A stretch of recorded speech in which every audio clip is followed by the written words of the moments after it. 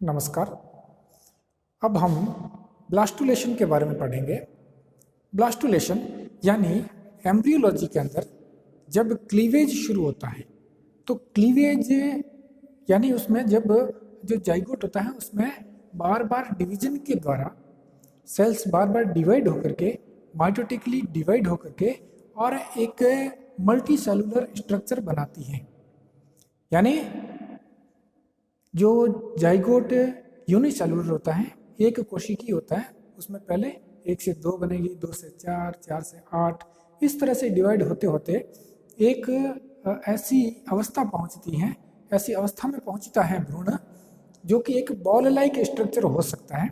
वो अलग अलग प्रकार के जो एग है उसमें अलग अलग स्ट्रक्चर हो सकते हैं, लेकिन एक सॉलिड जिसमें किसी प्रकार की कोई कैविटी नहीं है, केवल सेल्स है जिनको हम ब्लास्टोमियर्स कहते हैं। तो उस प्रकार की सेल्स का एक सॉलिड स्ट्रक्चर जिसमें किसी प्रकार की कैविटी नहीं है, केवल सेल्स हैं जिसको ब्लास्टोमियर्स कहते हैं, उस प्रकार का जो स्ट्रक्चर बनता है उसको हम मोरूला कहते हैं। और यह जो प्रक्रिया है वो क्लीवेज के द्वारा संपन्न होती है और इसको मोरुलेशन कहते हैं, यानी मोरूला बनने की प्रक्रिया मोरुलेशन।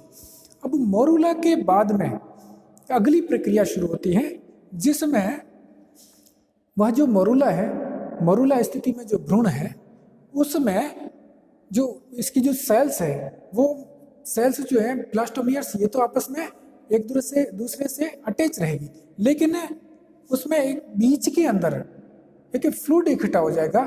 चूंकि जो ब्लास्टोमियर्स हैं वो चारों तरफ से अटैच रहेंगे और इनर साइड के जो ब्लास्टोमियर्स है वो कंपेरेटिवली लूज पोजीशन में रहते हैं, बाकी वाले एक सीमेंटिंग मटेरियल से आपस में चिपके हुए रहते हैं और बाहर की लेयर बनाते हैं जिसको ब्लास्टोडर्म कहते हैं।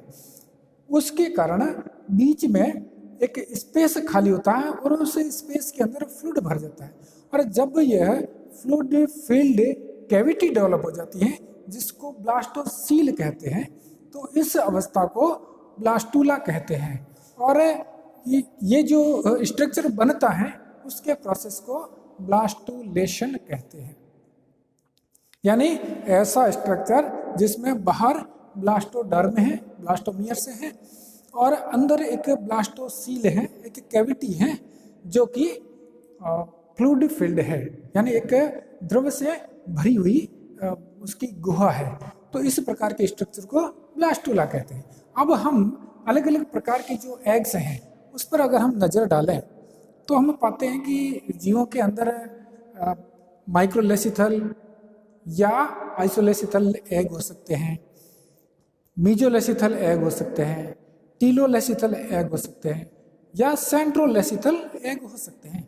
यह योग की मात्रा और उसके वितरण के आधार पर अलग अलग इस प्रकार से इनको डिवाइड किया गया है। तो अगर हम बात करें ब्लास्टुलेशन इन सेंट्रोलेसिथल एग, यानी जो सेंट्रोलेसिथल एग है, जैसा कि हम टाइप्स ऑफ एग वाले चैप्टर के अंदर इसके बारे में डिस्कशन विस्तार पूर्वक कर चुके हैं। तो जो सेंट्रोलेसिथल एग है यानी इंसेक्ट्स के जो एग है जिसमें योग सेंटर में पाया जाता है और जो साइटोप्लाज्म है वो पेरिफेरी में पाया जाता है, तो उसमें अगर डिवीजन होता है तो उसमें उसकी पेरिफेरी के अंदर डिवीजन होगा, यानी सेंटर इसका जो है वो पूरा योग फील्ड है और पेरिफेरी के अंदर इसमें साइटोप्लाज्म है। तो इसमें जब डिवीजन होगा तो इसमें चूंकि जो न्यूक्लियस होता है वो सेंटर में पाया जाता है, तो ये न्यूक्लियस डिवाइड होगा, जो जब इसमें क्लीवेज होगा तो ये डिवाइड होकर के इसके पेरिफेरी के अंदर पहुंच जाएगा और फिर इसमें डिवीजन होगा और ये अलग अलग सेल्स बनेगी। तो इस प्रकार से जो मोरूला जो बनेगा तो वो एक बॉल लाइक स्ट्रक्चर हो ही नहीं सकता और न ही इसमें किसी प्रकार की कोई कैविटी बनती है, क्योंकि इस एग का स्ट्रक्चर ही इस प्रकार का है। सेंटर के अंदर योग है, पेरिफेरी में इसमें इसका जो है साइटोप्लाज्म है, तो जो पेरिफेरल पार्ट है इसका जो बाहर वाला हिस्सा है उसके अंदर ही कोशिका विभाजन होगा, बाकी वाला वैसा का वैसा रहेगा और जो न्यूट्रिशन के लिए योग को एब्जर्व करता रहेगा। तो इस प्रकार का जो ब्लास्टूला बनता है जिसको सुपरफिशियल या पेरिफेरल ब्लास्टूला कहते हैं, जो कि इंसेक्ट्स की विशेषता होती है, जो कीड़े मकोड़े हैं उनकी यह विशेषता होती है। दूसरे प्रकार का जो ब्लास्टुलेशन है वो है टीलोलेसिथल एग में, बहुत ही इंपॉर्टेंट है। टीलोलेसिथल एग यानी मैक्रोलेसिथल एग है, यानी योग की मात्रा बहुत अधिक है, अत्यधिक मात्रा में योग पाया जाता है। क्योंकि ये जो भ्रूण होते हैं उनका डेवलपमेंट मदर बॉडी से बाहर होता है, एनवायरनमेंट में होता है, इसलिए इनको योग के रूप में रिजर्व फूड डेवलपिंग एम्ब्रियो के लिए इकट्ठा करके रखना पड़ता है। तो ये मैक्रोलेसिकल एग जो होते हैं और उनका योग का जो डिस्ट्रीब्यूशन है वो भी एक तरफ होता है, यानी एक भाग जो है अधिकतर जो भाग है वो योग से भरा रहता है और एक तरफ का भाग जो है वो साइटोप्लाज्म यानी जो जीवित भाग है वो होता है। तो इसमें जब डिवीजन होगा, जो क्लीवेज होगा वो जीवित भाग में होगा, यानी जहाँ पर साइटोप्लाज्म है वहाँ पर डिवीजन होगा, बाकी वाला भाग वैसा ही पड़ा रहेगा। हम इसमें जो एग्जाम्पल है वो एक चिक एम्ब्रियो का ले सकते हैं, यानी एक जो एवीज का एम्ब्रियो है उसका एग्जाम्पल लेकर के इसको समझ सकते हैं। उसमें जैसे जैसे डिवीजन होगा तो उसमें जो ब्लास्टोमियर्स हैं वो संख्या में बढ़ेंगे, यानी जो सेल्स हैं जाइगोट के बाद में डिवीजन से कई सारी संख्या के अंदर बढ़ जाएगी और फिर जो स्थिति पहुंचेगी वो हो गई मोरुला, यानी इसमें जो मोरुला बनेगा वो डिस्क शेप का बनेगा, क्योंकि ये बॉल शेप का नहीं बनेगा क्योंकि एक तरफ ही इसका साइटोप्लाज्म है। अब डिस्क शेप में बना और उसके बाद में जब इसमें कैविटी डेवलप होती है तो यह ब्लास्टुला में कन्वर्ट होता है। तो यह ब्लास्टुला में कैसे कन्वर्ट होगा उसको हम थोड़ा सा समझने का प्रयास करते हैं। यहाँ पर इसमें जब एक डिस्क के रूप में जो बना था स्ट्रक्चर, भ्रूण जो बना था, उस समय सेल से धीरे धीरे इनफिल्ट्रेशन के द्वारा नीचे की तरफ शिफ्ट होती हैं और एक लेयर बना देती है। ये सेल अलग होते होते फिर इन्होंने एक लेयर बना दी, डीलैमिनेशन टाइप का इसमें सेल्स मूवमेंट होगा और मूवमेंट से एक लेयर जो है ऊपर वाली लेयर से ये लेयर अलग हो गई और ये लेयर अलग होने के बाद में बीच में एक स्पेस कैविटी डेवलप होगी जो कि फ्लूइड फिल्ड कैविटी होती है और इस कैविटी को कहते हैं ब्लास्टोसील। यह ब्लास्टोसील कैविटी है। यहाँ पर पूरा नीचे की तरफ जो है योग होता है और योग के बीच में भी एक स्पेस रहता है, खाली स्पेस, जो कि इन सेल्स के मूवमेंट के लिए जरूरी है। तो ये जो खाली स्पेस होता है इसको सब जर्मिनल कैविटी कहते हैं। यह सब जर्मिनल कैविटी है। यहाँ पर ये इन जो एम्ब्रियो है यह उसकी सेल्स नीचे की तरफ आएगी, बीच में एक कैविटी बनाएगी जिसको ब्लास्टोसील कहते हैं। अब ये जो भ्रूण था वो 2 लेयर्ड हो गया, यानी एक लेयर जो है मल्टी सेलुलर लेयर वो ऊपर की है और एक नीचे की लेयर। जो नीचे की लेयर होती है उसको कहते हैं हाइपोब्लास्ट और जो ऊपर की लेयर है उसको कहते हैं एपीब्लास्ट। तो ये एपीब्लास्ट और हाइपोब्लास्ट 2 लेयर के अंदर यह भ्रूण बदल गया है और जिस स्थान पर, जिस जगह पर यह ब्लास्टोसील कैविटी है और नीचे की तरफ सब जर्मिनल कैविटी है, तो अगर हम ऊपर से लाइट डालें तो ये जो पार्ट है वो लाइट दिखाई देता है और दोनों तरफ का जो भाग है वो डार्क दिखाई देता है। जैसा कि अगर हम जो चिक एम्ब्रियो है उसको देखें तो इस प्रकार से दिखाई देता है, यानी ये जो भाग है अंदर वाला ये लाइट होता है, ये कंपैरेटिवली डार्क होता है। इसलिए ये जो लाइट पार्ट है बीच वाला उसको कहते हैं एरिया पेलुसिडा और जो डार्क पार्ट है इसके चारों तरफ, क्योंकि ये एक तरह का इसका एलएस है, इस तरह का एक सेक्शन के अंदर ये हम इसको देख रहे हैं। तो ये अगर इसका ओवरव्यू हम देखें तो उसमें हमें इस तरह से दिखाई देगा कि ऊपर से देखेंगे तो बीच वाला जो भाग है वो लाइट भाग दिखाई देगा और ये जो लाइट भाग है वो एरिया पेलुसिडा, उसका कारण होता है बीच में कैविटी होने से लाइट पेनिट्रेट हो जाती है। जबकि साइड वाला जो भाग है दोनों किनारे, यानी ये हमारा जो डायग्राम है वो इस तरह का सेक्शन है, इसमें हम देख रहे हैं इसको।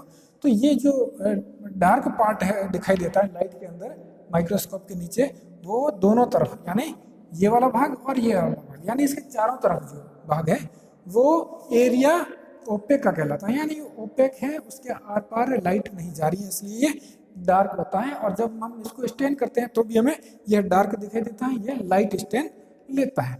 तो इस प्रकार का जो भ्रूण है वो आपको टीलोलेसिथल एग के अंदर दिखाई देगा, यानी रेप्टाइल्स है, बर्ड्स है, या जो अंडे देने वाले स्तनधारियों के अंडे हैं उनके भ्रूण का जो भी विकास होता है, जब उसका ब्लास्टुलेशन होता है तो इस प्रकार का स्ट्रक्चर दिखाई देता है। नेक्स्ट ब्लास्टुलेशन है आइसोलेसिथल एग या माइक्रोलेसिथल एग। माइक्रोलेसिथल जैसे कि हम जानते हैं कि जिसमें योग की मात्रा बहुत कम होती है, और आइसोलेसिथल यानी एक डिस्ट्रीब्यूशन है, योग का वितरण किस प्रकार का, तो एक समान रूप से योग वितरित होता है, तो वो आइसोलेसिथल है। इस प्रकार के जो एग होते हैं वो हम जानते हैं कि जो एम्फियोक्सिस है उनके अंदर पाया जाता है। हालांकि माइक्रोलेसिथल या अलेसिथल एग मैमल्स की भी विशेषता होती है, लेकिन उसका जो ब्लास्टुलेशन है थोड़ा सा डिफरेंट टाइप से होता है। तो हम इसमें एक तो एग लेते हैं एम्फियोक्सिस का, जिसमें माइक्रोलेसिथल टाइप का योग होता है, कम मात्रा का योग होता है, दूसरा वितरण एक समान होता है। उसमें जब डिवीजन होता है तो डिवीजन के द्वारा उसमें जो ब्लास्टोमियर्स जो बनेंगे वो मोरुला के बाद में बाहर की तरफ एक ब्लास्टोडर्म के रूप में अरेंज हो जाएंगे, और बीच में एक फ्लूइड फील्ड कैविटी डेवलप हो जाएगी जिसको ब्लास्टोसील कहते हैं। तो इस प्रकार की जो है वो एक सिलोब्लास्टुला प्रकार का एक ब्लास्टुला बनेगा। इसी में माइक्रोलेसिथल में अगर हम बात करें मैमल्स की, तो मैमल्स के अंदर जो इसका जो डेवलपमेंट होता है तो वो जो होता है वो बहुत ही स्लो डेवलपमेंट होता है। 72 टू 96 आवर्स के अंदर यह केवल 16 सेल स्टेज तक ही पहुंच पाता है, और फिर जो है उसमें इम्प्लांटेशन होता है। तो उस समय उसमें कैविटी नहीं होती है, लेकिन जब इम्प्लांटेशन होता है उसके बाद में कैविटी डेवलप होती है। तो उसकी जो बाहर वाला जो भाग है, इसके बाहर वाला भाग जिसको कहते हैं ट्रोफोब्लास्ट, ये ट्रोफोब्लास्ट जो है वो इसका आउटर पार्ट है, और ये एक तरह से एक्स्ट्रा एम्ब्रियोनिक जो पार्ट है उसको बनाएगा।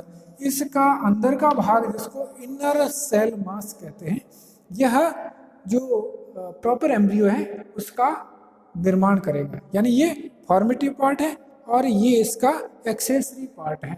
एक्स्ट्रा एम्ब्रियोनिक मेम्ब्रेन्स होती है उसको बनाने का काम करेगा, यानी ट्रोफोब्लास्ट के थ्रू ये मदर एंडोमेट्रियम से अटैच होगा और वहाँ से न्यूट्रिशन प्राप्त करके इसका जो इनर सेल मास है इसको डेवलप होने के लिए वहाँ से न्यूट्रिशन इनको अवेलेबल कराएगा।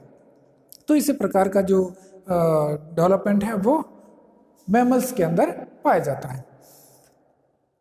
अगर हम बात करें एम्फीबियंस की, जिसमें मॉडरेटली टीलोलेसिथल एग पाया जाता है, मिजोलेसिथल होता है, यानी जो योग की मात्रा होती है मध्यम प्रकार की होती है, लेकिन उसका जो डिस्ट्रीब्यूशन होता है वो भी अनइक्वल होता है। टीलोलेसिथल कंप्लीट नहीं होता है, लेकिन मॉडरेटली टीलोलेसिथल होता है।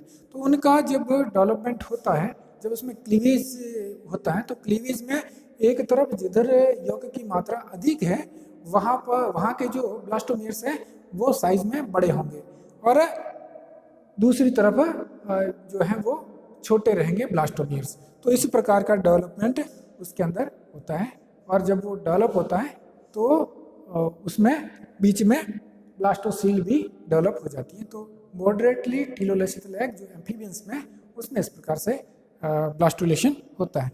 अब हम देखते हैं कि ये जो ब्लास्टुलेशन है इसका सिग्निफिकेंस क्या है इसका महत्व, ब्लास्टुलेशन क्यों होता है। क्योंकि हम जानते हैं कि जो क्लीवेज हो रहा है, जो विदलन हो रहा है, उसके बाद में एक सॉलिड स्ट्रक्चर में भ्रूण जो है वो बदल रहा है। सॉलिड स्ट्रक्चर में भ्रूण जब बदल जाता है, मल्टीसेलुलर स्टेज में पहुंच जाता है, तो उसके बाद में उसका काम होता है ऑर्गन फॉर्मेशन, यानी जो बॉडी के विभिन्न प्रकार के जो ऑर्गन्स है उसका डेवलपमेंट। और हम यह भी जानते हैं कि ये जब जैसे जैसे इसका डेवलपमेंट आगे बढ़ता है तो इसके जो पार्ट हैं वो अलग अलग, इसका जो फेट है वो डिटरमिन हो जाता है, उसका निर्धारण हो जाता है कि कौन सा भाग किस भाग को बनाएगा, एक्टोडर्म को बनाएगा, एंडोडर्म को बनाएगा, मेसोडर्म को बनाएगा, किसको बनाएगा, ये तय हो जाता है।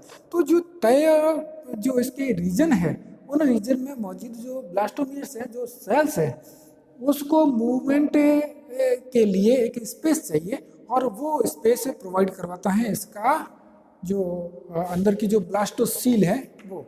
यानी यहाँ पर ये ब्लास्टोसील बनी है, स्पेस बना है, तो ये एक जो उसका जो मूवमेंट है, सेलुलर मूवमेंट, जिसको मॉर्फोलॉजिकल मूवमेंट्स कहते हैं, और इन मॉर्फोलॉजिकल मूवमेंट्स के द्वारा अलग अलग जो सेल्स का जो भविष्य है उसके अनुसार वहाँ पर वो जो है सेल्स वहाँ माइग्रेट होकर के पहुँच जाएगी।